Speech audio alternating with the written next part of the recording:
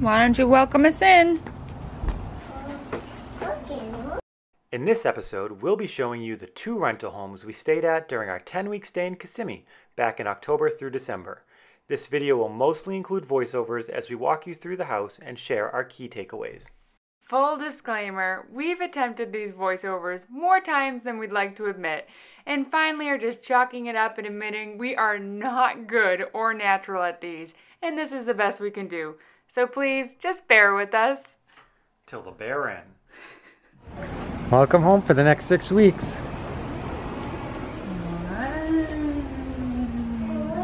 So here's the kitchen. Right when you come in there. Yeah, we get a pool, bud. There's a beach ball. Really? Look over there. There's a double? And what else is in your room? Whoa. What else, Lee? What's that? A castle. You can go sit in it. Oh, okay. You're in your own little castle? Our first house was in a community with a mix of vacation rentals and permanent residents. It was very quiet and the neighbors were very friendly. It was located in West Kissimmee off 192 and Funny Steed Road. Lee loved the name Funny Steed Road. Lee, what road are we going to go on to? Funny Steed Road. Is that your favorite? Yeah. See if she says it. Turn left on Funny Steed Road. Yay! This was a great location for access to the parks. There was no traffic, minimal stoplights, and it was a 12 to 15 minute predictable drive to the parks every time we wanted to go. Plus Walmart was a 7-minute drive, and there were plenty of fast food restaurants right around the corner for a quick stop on the way home from the parks. This house was listed on VRBO for just over $100 a night. We were able to negotiate a lower rate for a long-term rental.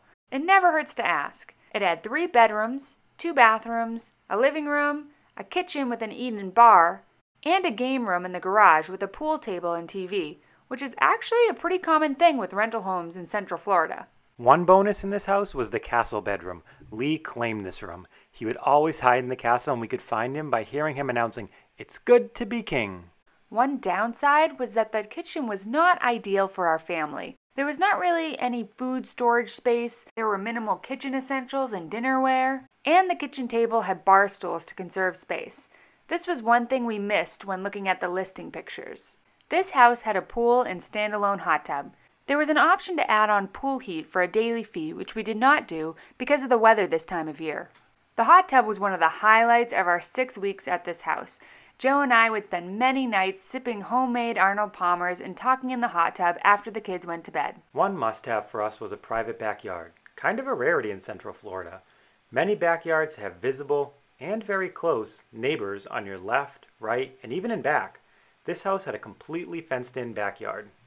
And a nice surprise, this house had a lime tree in the middle of the backyard. Lee got a huge kick out of that. Alright, so what is our overall takeaway?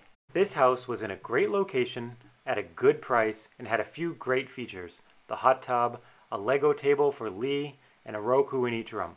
But otherwise, it was bare bones. It was a great crash pad and a place to relax in the hot tub after a long day in the parks. By week 5 or 6, we were ready for a change of scenery. This worked out because our rental period was ending, which brings us to... I can stay here? Yes, this is our new home. I can stay in here? Mm-hmm. Forever? For No, not forever. 4 weeks. 4? Well, that's not a lot. That's not a Right lot. there, it's a yellow. No, not too much. Yellow one right there. Is that our house? This is our house. And our pumpkins are out. Yep. Where? I don't see pumpkins. Blink, blink. Welcome home. Okay, look at this. What did it do in here? We haven't unpacked yet. Does this look familiar to you at all, Lee? No. No? I think where's the basement? Well, first we gotta go find a room for Lee. Where's my room? That's all my TV I'm talking about. Same And that lake. I do love that. Oh my gosh. During the day, we can even see it from our room. Hi, Pip-Plop. Hi, Pip-Plop. Hey, Pip-Plop. So glad you decided to come to this house too. Look at the little thing. Oh, that's cute. But the water's warm, Ashley. Is it? Yes, We're doing it tonight. All right, Dan, you go. What's their swing set over there? You're right. What's Yeah, that? see, I said you guys could even see if it's busy before you go over. Right. Do you know what I mean? Yeah. What's that swing set for? Maybe we can go play at it.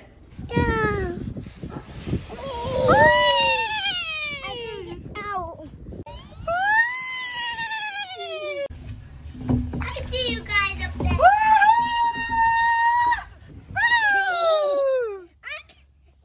Ready? We're going. We're going. Ready?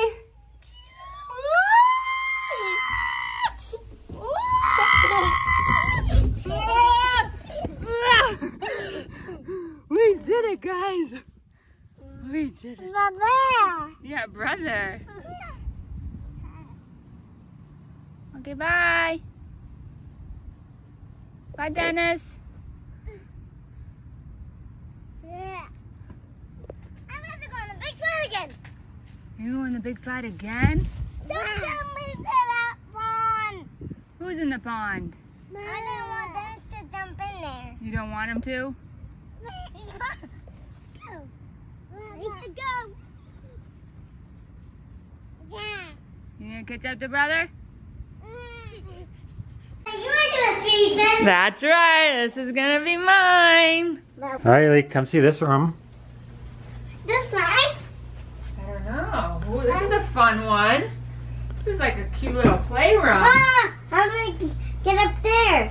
I don't. Oh, from up here or this side. I'm gonna get up there. Look at this. I know, little Mickey TV. That TV. That's Brother Bear. Then I'm gonna. Oh, Dennis, look at him just walking around. I love it. Feels so comfortable here letting him walk around. Yeah. I'm gonna sweep this him. Mom, I'm gonna sweep this him. That's now you could do that. This house was located in East Kissimmee off 192 and Poinciana Boulevard, 9 minutes off 192. In contrast to the last house, this one had a lot of stoplights on both 192 and Poinciana Boulevard and was 20 to 30 minutes to the parks, which the stoplights and traffic made completely unpredictable. It was in a gated community that was almost entirely rental homes.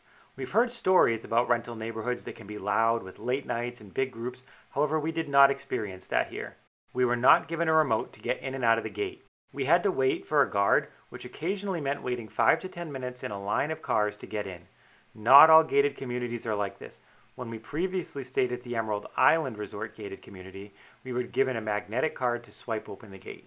This house was listed on VRBO for just over $150 a night. Again, we were able to negotiate a long-term stay discount. It doesn't hurt to ask. This was a much bigger house that had 4 bedrooms, 3 bathrooms, an eating kitchen, separate dining room, living room, family room, and again, a nice game room in the garage. Surprisingly, this was one of the smallest houses in the neighborhood, but it was plenty big for us. The kitchen was well stocked. With priceless first editions.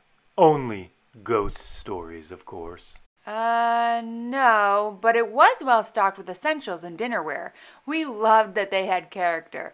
Some nice diningware, but also fun character type stuff for kids and big kids like us. This house had a big pantry, which was a very nice change and helped minimize clutter since we were stocking food for 3 meals a day for 4 weeks. The gem of this house was the wonderfully private backyard with a lake view. It had privacy hedges on both sides and a quiet park on the other side of the lake.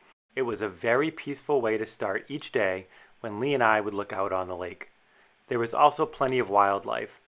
One afternoon, while we were in the pool, a bald eagle swooped down right over our heads and scooped a fish out of the lake. Lee and I were both speechless. So what's the overall takeaway?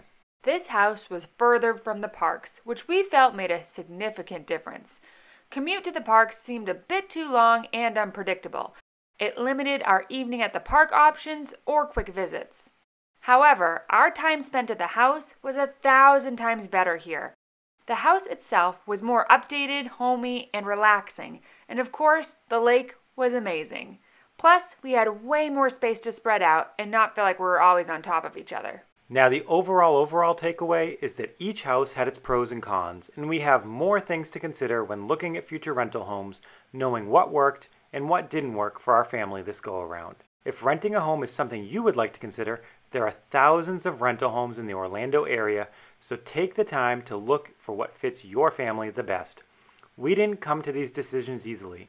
We reviewed hundreds of listings each time, and we aren't going to lie, it was not that much fun, but it was completely worth it.